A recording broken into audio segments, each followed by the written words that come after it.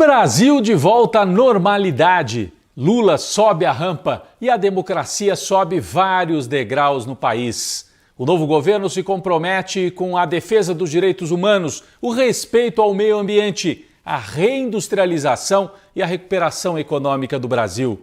E também com a redução da violência, diminuindo as armas em circulação. A semana foi marcada ainda em Brasília pela posse dos novos ministros de Lula e em Santos, no litoral paulista, pelo enterro do Rei Pelé. Eu sou o Rodrigo Viana e esse é o Tempero da Notícia, que está começando agora.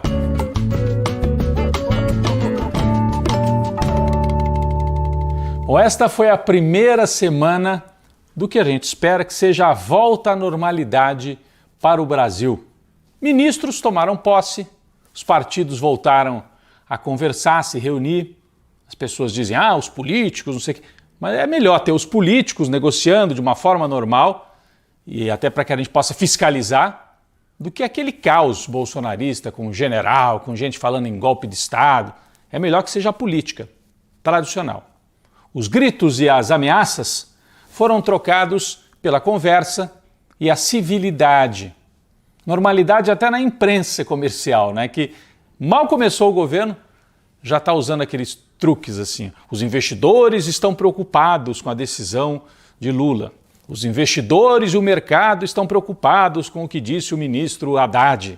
Investidores, mercado, a imprensa de volta à normalidade, né? De defender os interesses do mercado financeiro, sem citar quase os interesses da maior parte da população.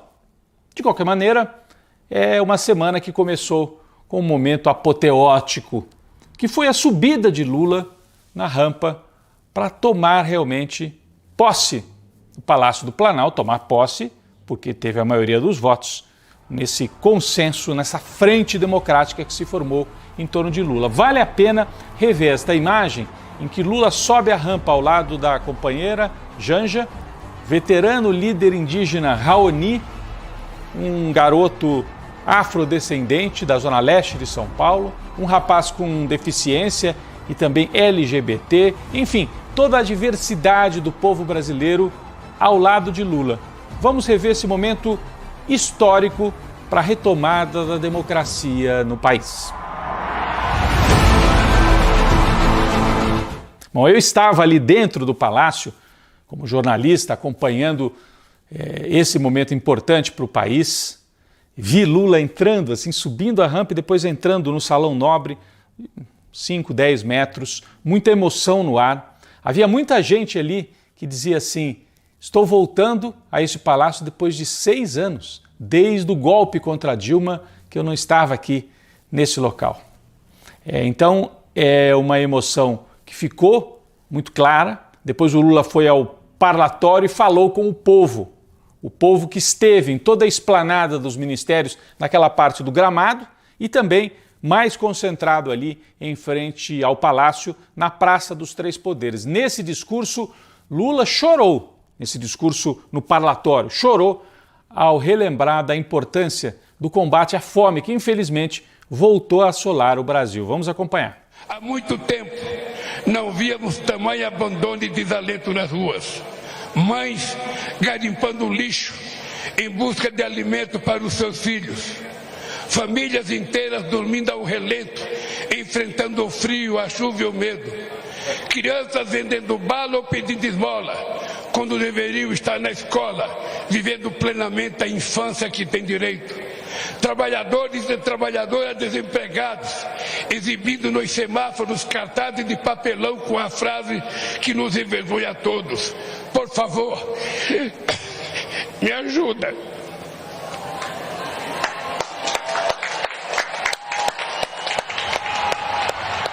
Ao longo da semana, depois da posse de Lula, os ministros de Estado também foram tomando posse. Na verdade, deveriam ser cerimônias de transmissão de cargo dos ministros que saíam para os ministros que chegavam.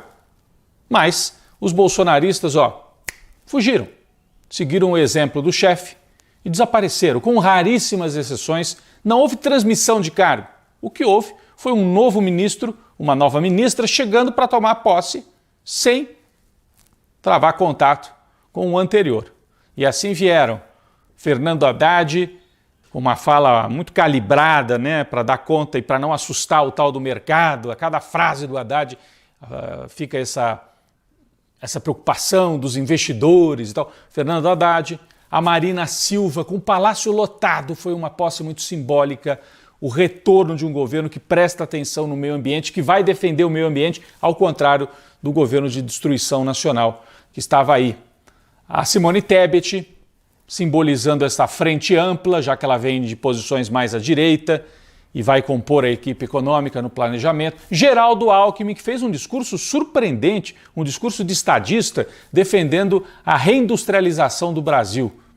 Além disso, posses simbólicas de Aniele Franco, de Cida Gonçalves no Ministério das Mulheres, Silvio Almeida nos Direitos Humanos. Sobre a posse de Silvio Almeida, nós voltaremos a falar um pouco mais adiante, no quadro Cafezinho.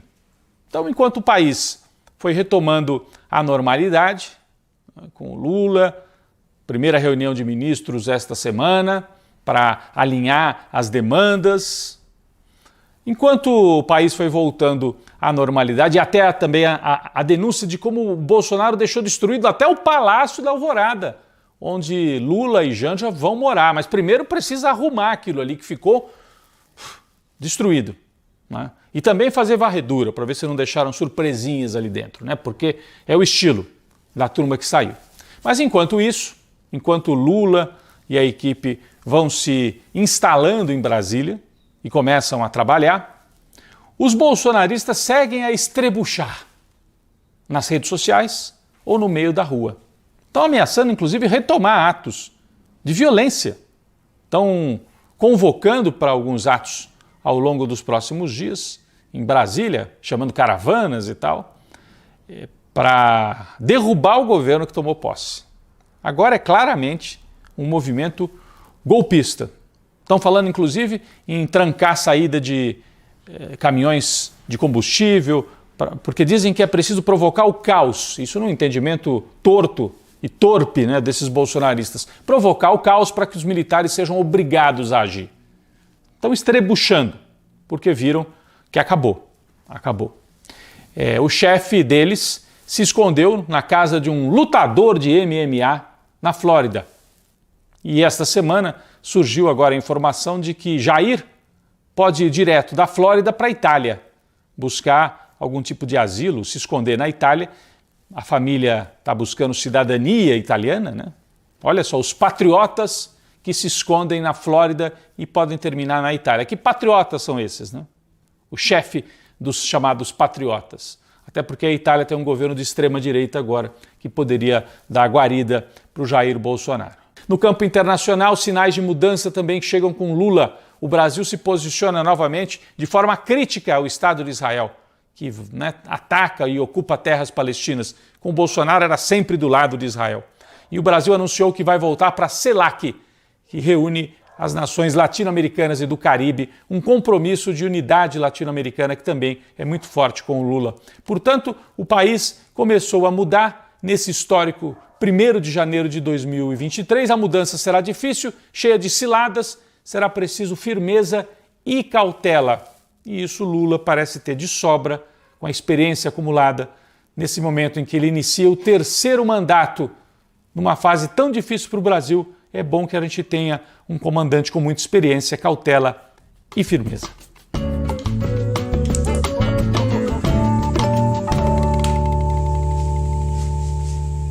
Bom, nesta semana, além da posse do presidente Lula e dos ministros, outro fato marcante foi o velório e o enterro do Rei Pelé em Santos, né? O velório na Vila Belmiro, no estádio onde ele se consagrou, e depois o enterro na cidade do litoral paulista. Mas o que chamou a atenção foi a ausência de craques do futebol brasileiro, ídolos do futebol brasileiro das últimas 3 décadas. Eles vão para a panela de pressão. Por quê? Ídolos do tetracampeonato de 1994, a turma do Romário, daquele período do Romário, e depois do pentacampeonato de 2002, a turma do Ronaldo, Ronaldinho Gaúcho e tantos outros. Ninguém compareceu ao velório ou ao enterro do rei Pelé. Bom, coincidência, estavam viajando, o que pode ter acontecido? Mas chama atenção, né? Afinal, não foram homenagear aquele que marcou o futebol brasileiro como o futebol mais vitorioso e mais admirado mundo afora.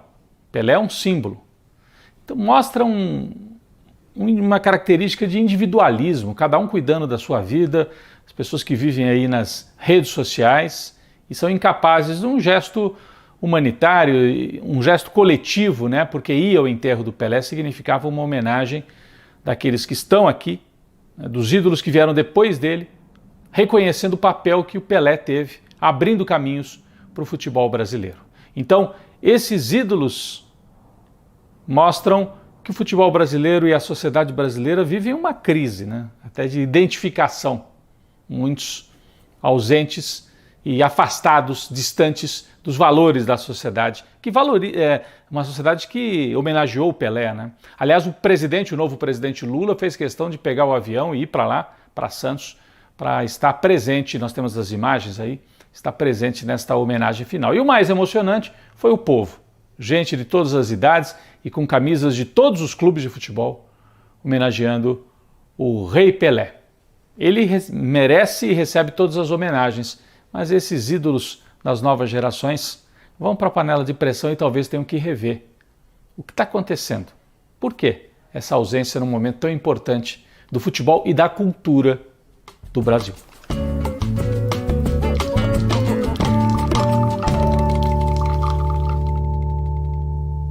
Nosso cafezinho especial esta semana para o novo ministro dos Direitos Humanos de Lula, Silvio Almeida, um intelectual, autor do livro, talvez o livro mais importante sobre racismo estrutural no Brasil.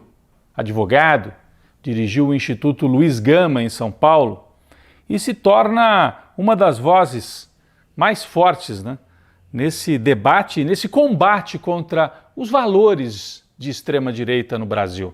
Porque não se trata só de uma questão político-partidária. A gente tem que enfrentar tudo aquilo que o bolsonarismo significou. E o Silvio Almeida fez um discurso marcante. Acho que de todos os ministros que tomaram posse, esse discurso e esse trecho em especial que nós vamos assistir agora, talvez tenha sido o mais marcante de toda a semana em Brasília. Trabalhadoras e trabalhadores do Brasil, vocês existem e são valiosos para nós.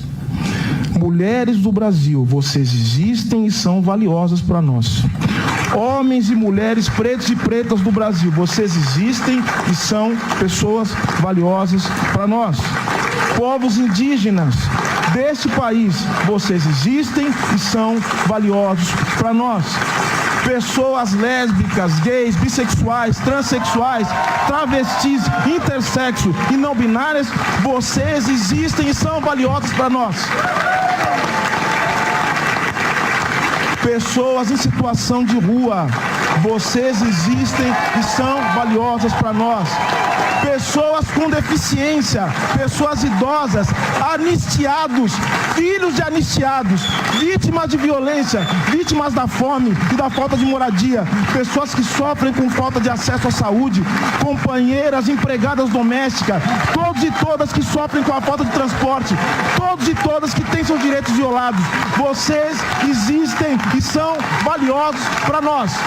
Bom, é um conteúdo, né, um discurso que, como vocês viram, vai à raiz dos problemas, sem meias palavras, e tem uma forma também contundente. O Silvio é um advogado, um acadêmico, um filósofo e é também um bom orador. Sob o ministério dele, vão atuar os que lutam pelos direitos das crianças, da população LGBTQIA+, dos abandonados pela sorte e dos perseguidos pela ditadura. O ministro Silvio prometeu recriar a Comissão de Mortos e Desaparecidos durante a ditadura, né, para investigar esses crimes e também para dar algum tipo de compensação para as famílias que ficaram. E nisso também há o combate cultural, ideológico contra tudo que significa e significou o bolsonarismo. Então, um cafezinho especial ao ministro Silvio Almeida, que terá um papel decisivo à frente do Ministério dos Direitos Humanos.